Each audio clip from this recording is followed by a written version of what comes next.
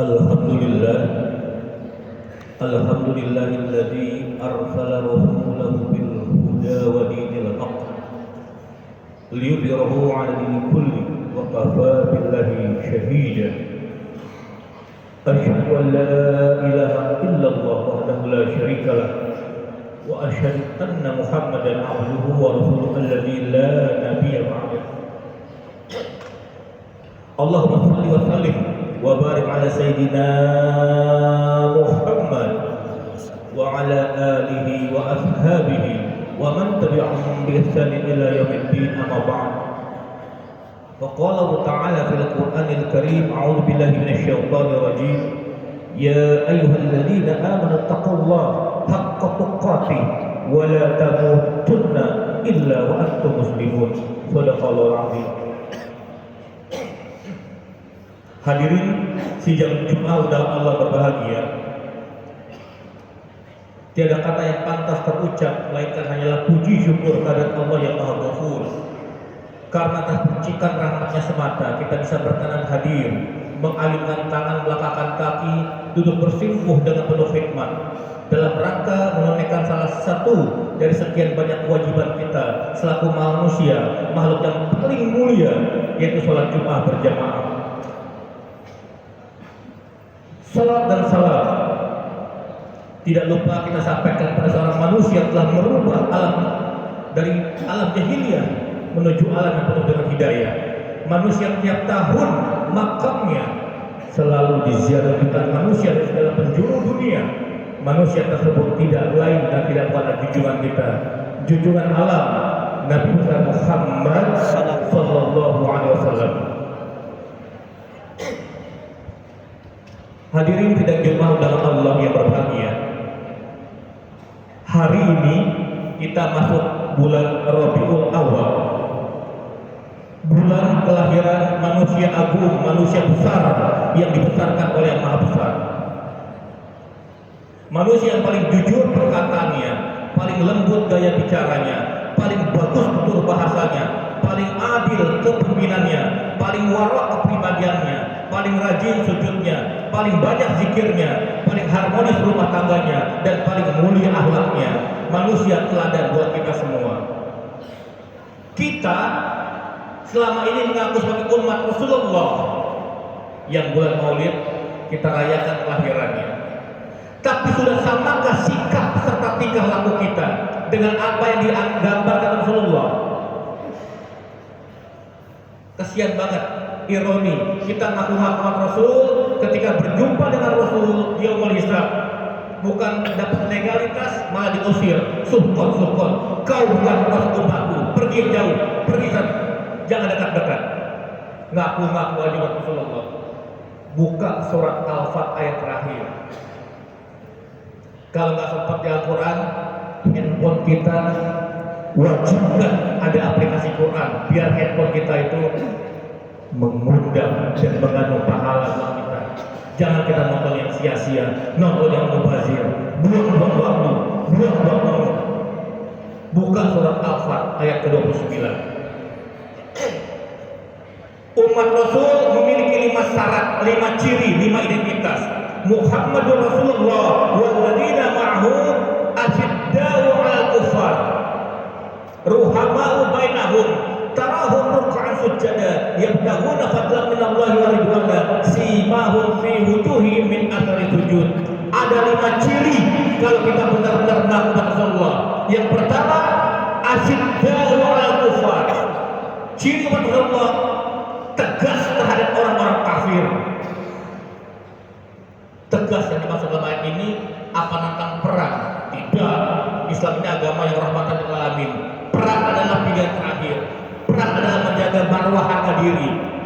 Umat Islam tidak pernah nyari musuh, tapi pantang lari kalau melihat musuh. Ini identitas Rasulullah. Tegas terhadap orang-orang kafir. Lihat di zaman Rasulullah, peperangan yang diikuti Rasulullah 70 kali peperangan. Rasulullah berpesan kepada panglima perang, wahai panglima perang, setibanya kau di medan perang, camkan baik-baik. Yang pertama, jangan kau bunuh orang tua. Yang kedua, jangan bunuh kaum wanita. Wanita sangat dimuliakan dalam Islam. Al-Nisa'u Yang ketiga, jangan bunuh anak kecil nggak ngerti apa-apa. Yang keempat, jangan serang musuh yang sudah tidak berdaya. Ini akhlak, ini ada perang. Bayangkan, berperang pun pakai ada.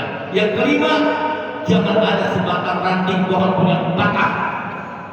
Bayangkan, perang masih memiliki adab. Pertempuran terakhir. Bukan itu yang dimaksud dalam ayat ini. Tegas, yaitu memiliki prinsip lakukan diri hukum waliyadin. Bagimu agamamu, bagimu agamamu.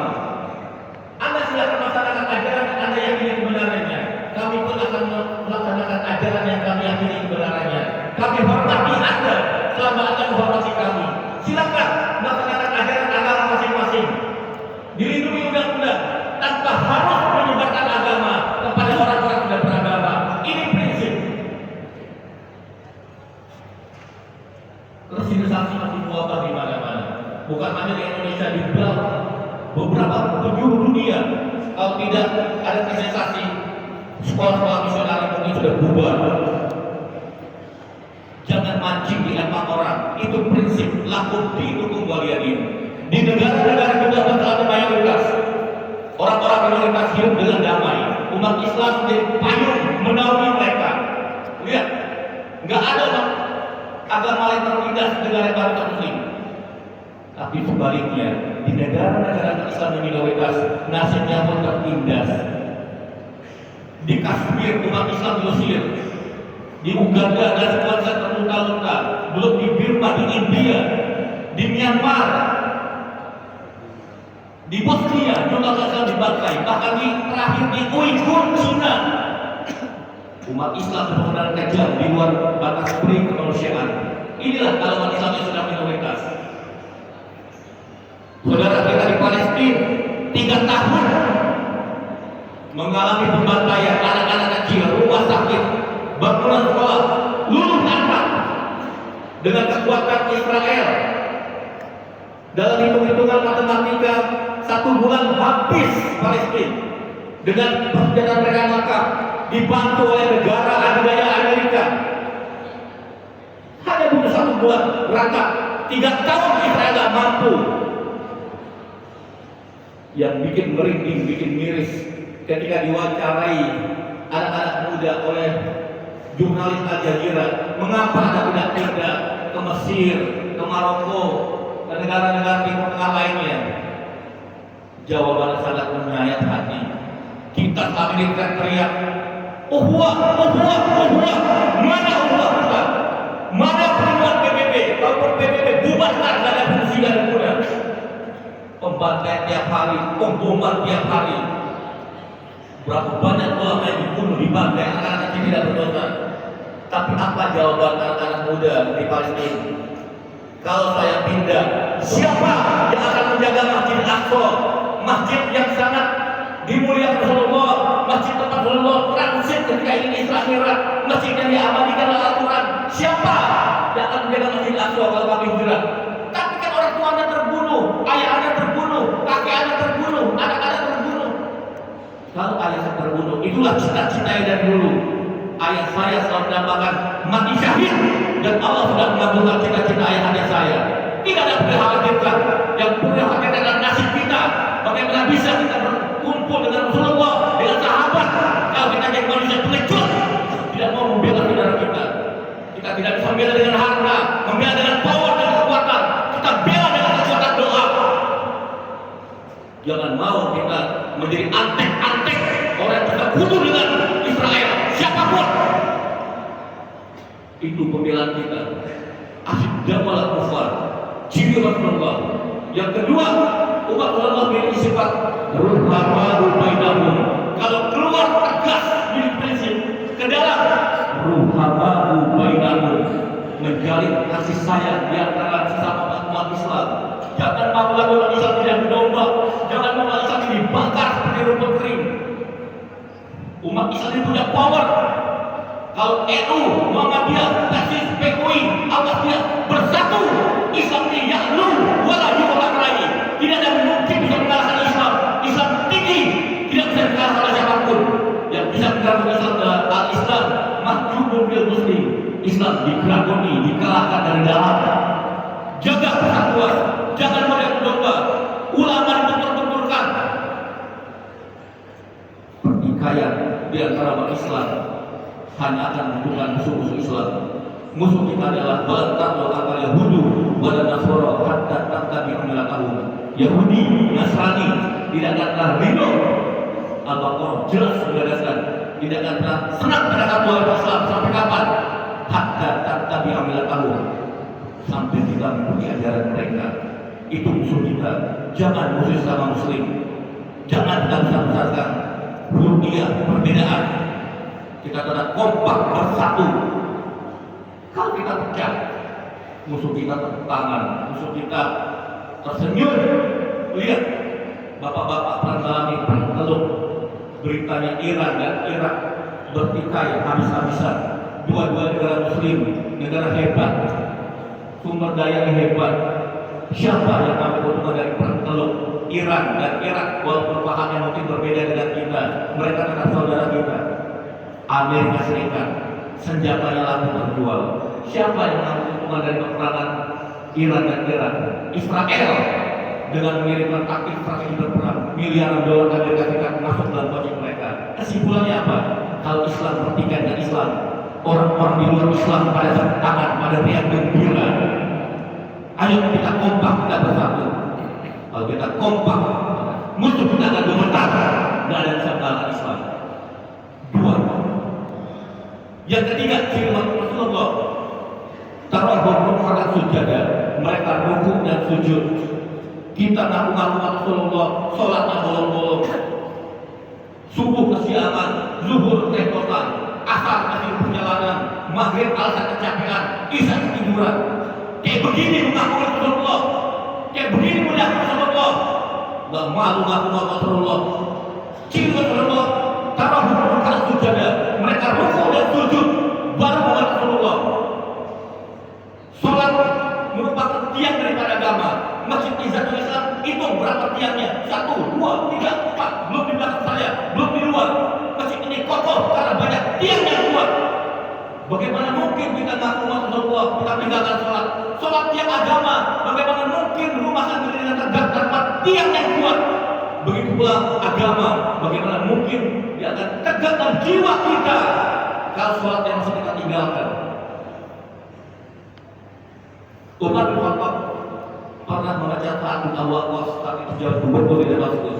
Dia tidak KKN, tidak korupsi. Seperti banyak pejabat-pejabat korupsi, nggak malu masuk cengengesan oleh korupsi, nggak diborgol, diperlakukan istimewa, nggak pakai baju tahanan. Pejabat Umar bin Khattab tidak korupsi, dipecat oleh Umar. Karena apa?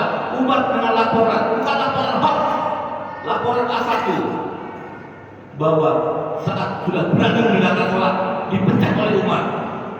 Karena apa? Sholat, inna sholatan anil fahsya'i wal munkar.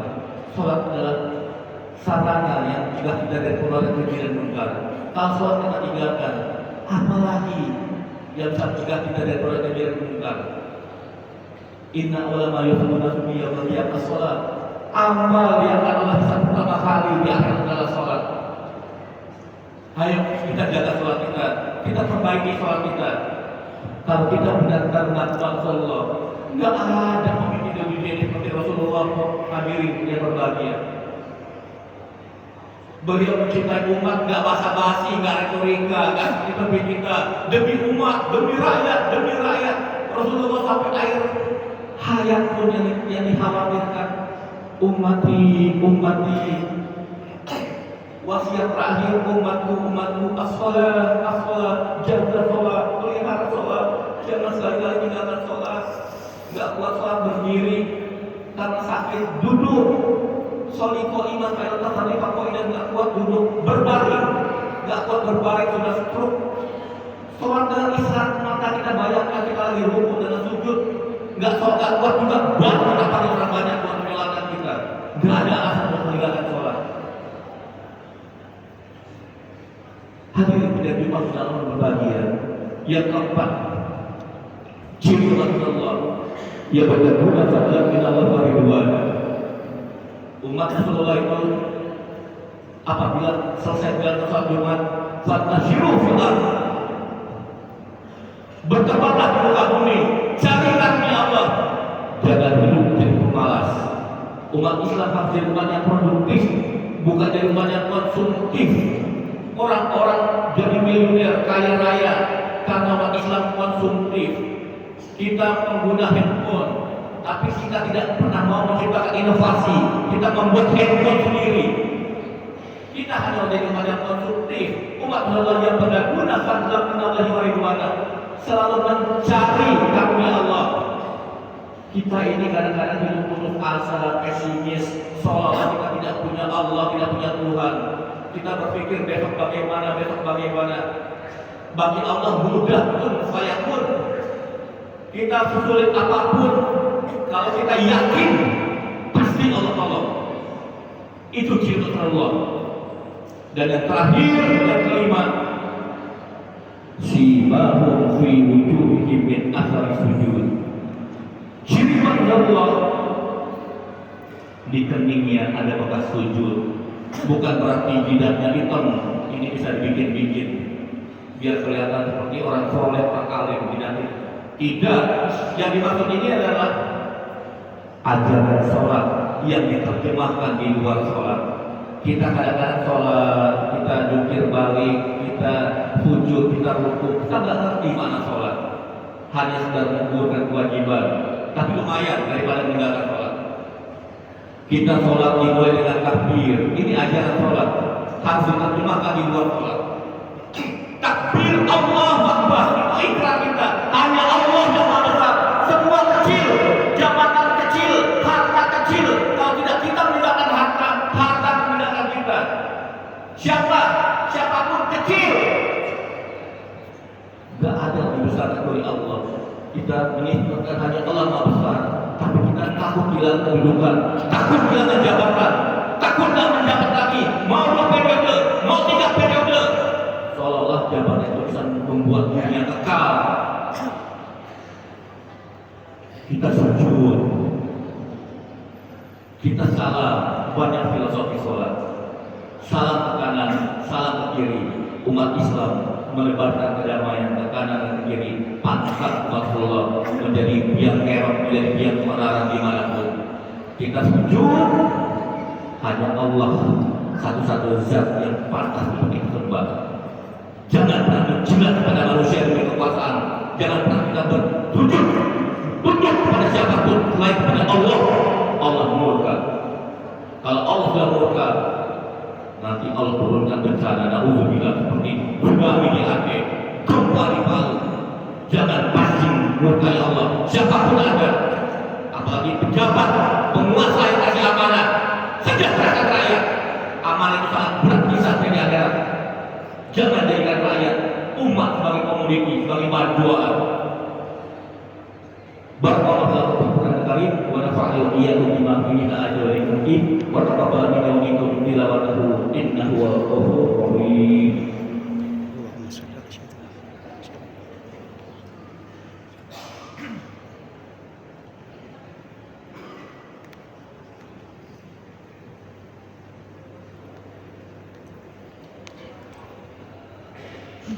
Alhamdulillah alladzi ja'ala fis samai buruja wa ja'ala fiha buraja wa qamaran munira.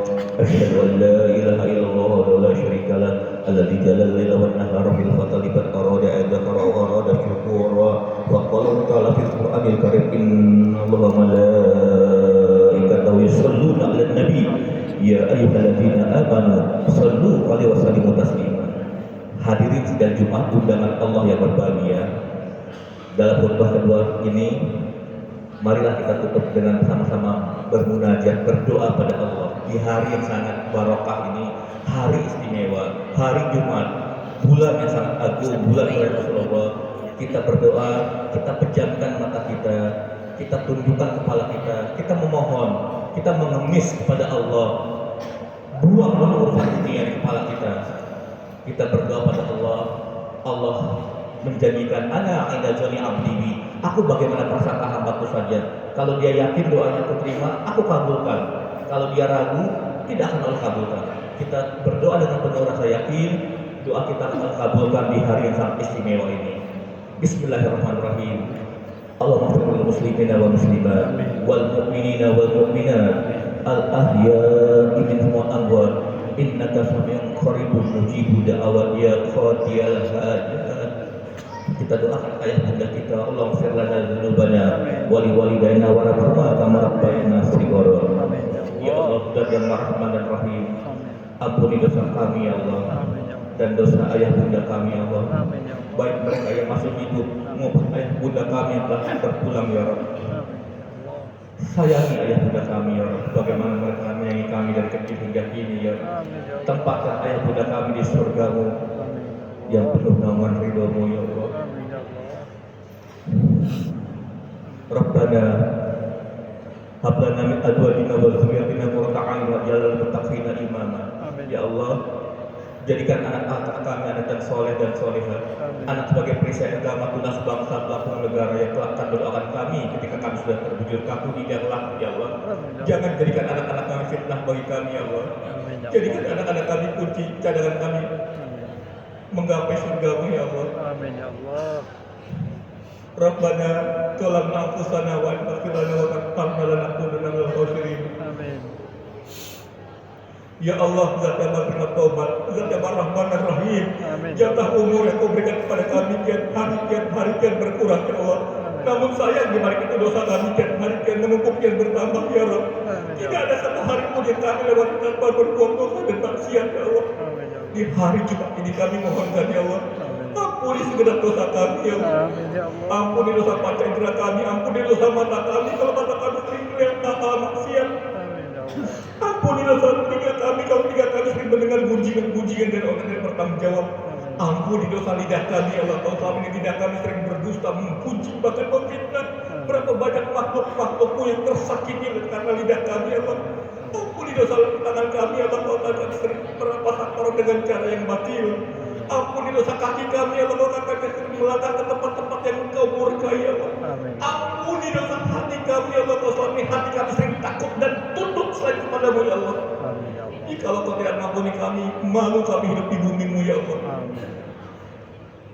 Rabbana la tuzigh qulubana ba'da idh hadaytana wa hab lana min ladunka rahmah innaka antal wahhab.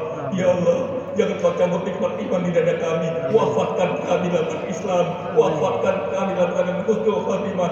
Hindari kami dari kematian yang husnul khatimah. Paling akhir kami mohonkan ya Allah, Rabbana atina fid dunya hasanah wa fil akhirati hasanah wa qina adzabannar. Sebusuk apapun kami adalah makhluk ya Allah. Kami sadar kami hamba-Mu yang sering maksiat ketimbang taat, kami sering lalai ibadah padamu ya Allah. Bahkan kami sering menganggap Engkau seolah tidak ada ya Allah. Ampuni kehilafan kami, anugerahkan pada kami baik fana di dunia, limpahkan pada kami kebaikan kekalian abadi di surga kelak. Hindari kami dari azab neraka ya Allah, karena kami tidak kuat menahan azab-Mu yang batini. Subhana rabbika rabbil izzati amma yasifun, wassalamun alal mursalin walhamdulillahi rabbil alamin. Ibadallah, innallaha ya'muru bil adli wal ihsan wa ita'i dzil qurba wa yanha 'anil fahsya'i wal munkar wal baghi ya'idukum la'allakum tadhakkarun fadhkurullaha yadhkurkum washkuru 'ala ni'amihi yazidkum wad'uuhu yastajib lakum wa la dzikrullahi akbar.